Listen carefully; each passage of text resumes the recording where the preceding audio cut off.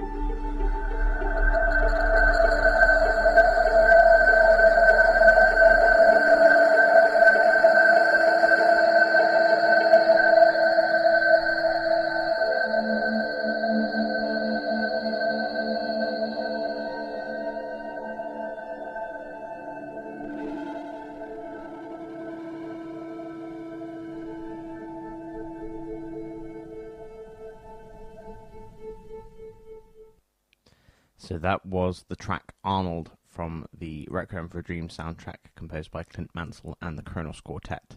So now it's quite an ambient piece of music to be playing on a radio show, but it's just that's one of the best bits of the film, I think. It's just a really creepy moment with the visuals and that music together. It's really very powerful. So regular listeners to the show will know that I quite often, well, every week in fact, I've been recommending various horror films for you to check out and horror media in general, and it's about that time of the show now. So I'll just run through a couple of quick recommendations. They're all beginning with the letter M, not for any particular reason, they just are. Right, so what should I start with? I'll start with an oldie but a goodie that most of you have probably heard of, but maybe haven't seen. Maniac Cop.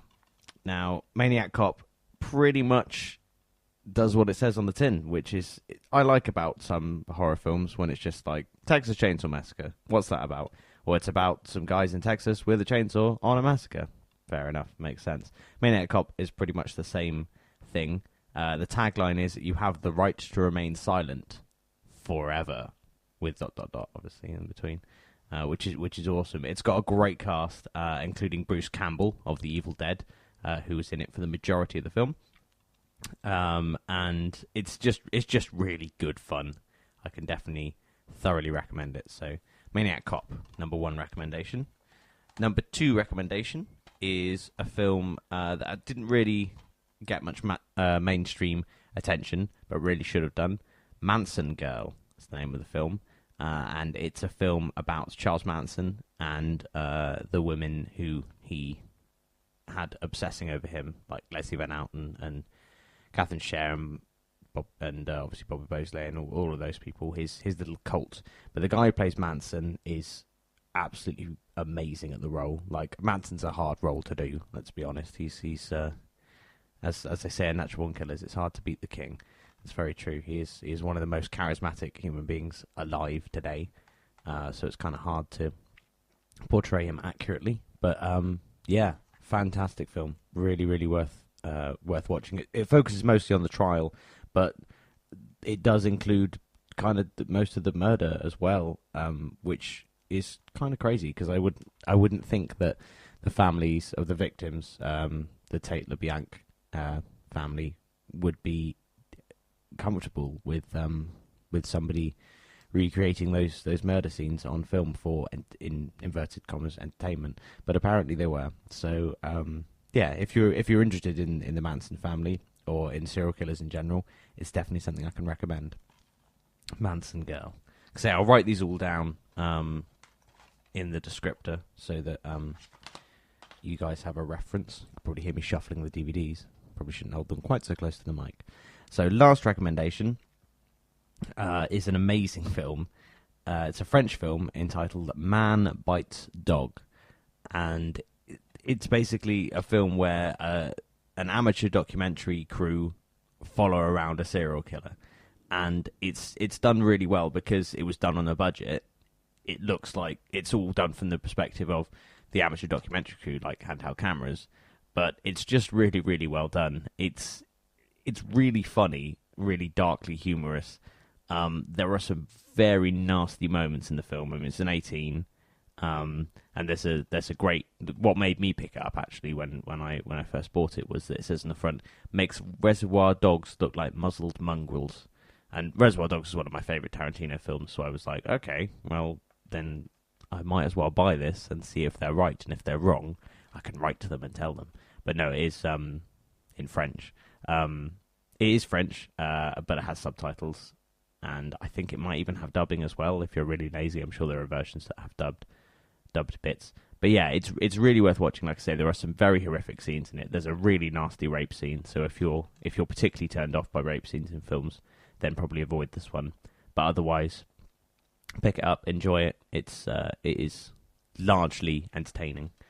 So yeah, that is my film recommendations. I think I should start maybe recording a jingle for the film recommendation bit, or maybe put some background music, because it's probably the longest I talk for the show, and it probably makes sense to put something in the background just to kind of speed me along so I don't ramble for too long. Right, so I'm going to play one more thing that's kind of film and television related. This is a song composed by Charlie Clouser for the television series American Horror Story. Now, I recommended American Horror Story on another show, so I won't go into any further details other than it's a good show. Go and watch it. But yeah, this is Charlie Clouser with American Horror Story theme.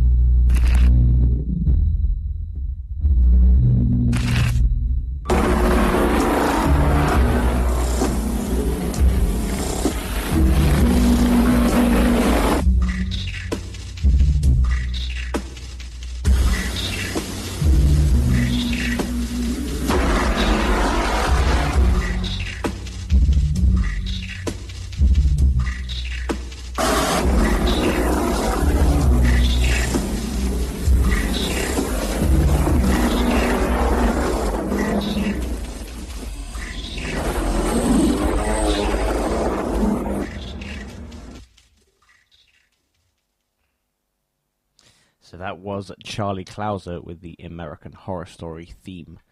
Charlie Clouser, of course, did a lot of work with Trent Reznor of 9 Inch Nails, who I've gone about on quite a few different shows, because I fucking love 9 Inch Nails.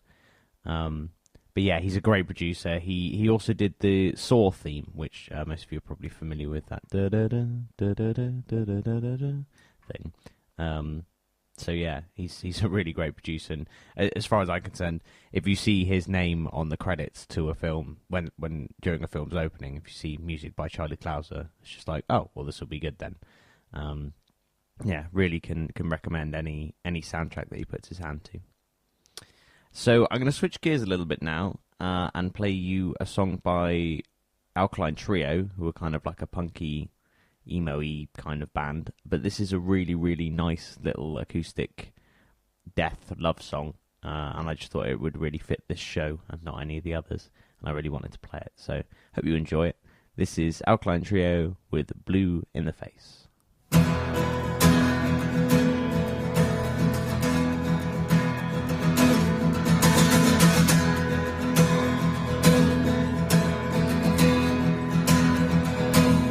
It's about time that I came clean with you, no longer fine.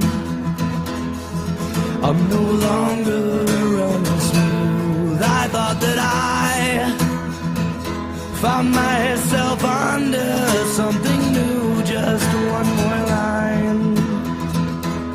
I repeat over and over again till I'm blue in the face with a choking regret, as I talk in circles round you on my bed. Can't say I blamed you one bit when you kept it all inside, when you left that night.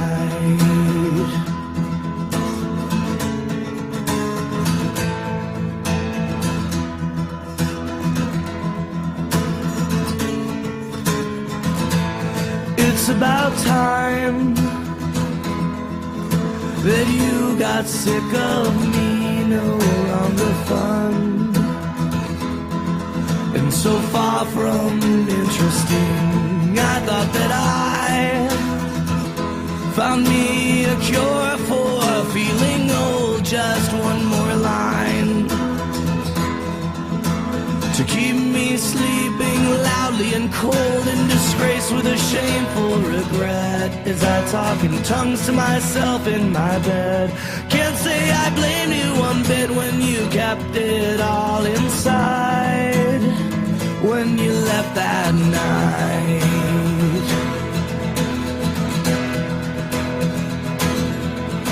And all that followed fell like mercury to hell. Somehow we lost our heads for the last time.